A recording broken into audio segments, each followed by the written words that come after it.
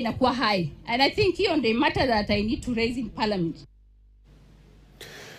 Serikali ya kaunti ya Kwale kupitia idara ya kilimo na uvuvi imesema inaweka mikakati ya kuinua kilimo cha mwani maarufu seaweed ambacho kingali chini ikilinganishwa na mataifa mengine ya Afrika Mashariki. Kwa sasa kaunti hiyo ikizalisha tani 146 pekee kila mwaka.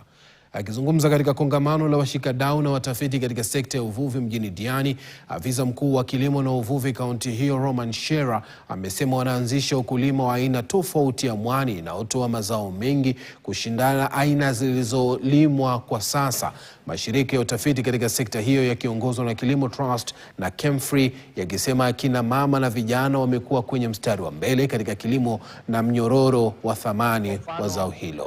Ile variety yetu ambayo tunaikuza katika kaunti ya Kwale inaitwa Spinosam, ambayo it's a low value variety, na tumeweka mikakati ile tuweze kuintroduce ile high value variety ambayo inaitwa Cotonie, ili wakulima wetu waweze kupata mazao mengi na waweze kupata pesa nzuri zaidi katika kilimo cha mwani.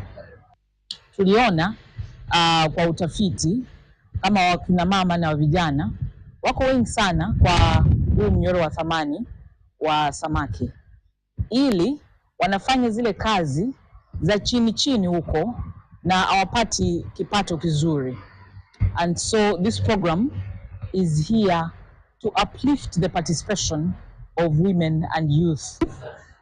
Waingie katika value chain tofauti kama kufanya hizo value added products, kuuza, kupeleka mazao sokoni, kutengeza mazao tofauti kama sabuni za kuoga.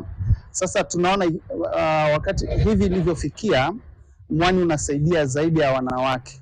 Kulingana na sheria zetu, mwani ni samaki, na mwani ni mti ambao unakuwa kule baharini na uko na faida nyingi, sababu mwani ni kama unarejesha hali nzuri ya mazingira.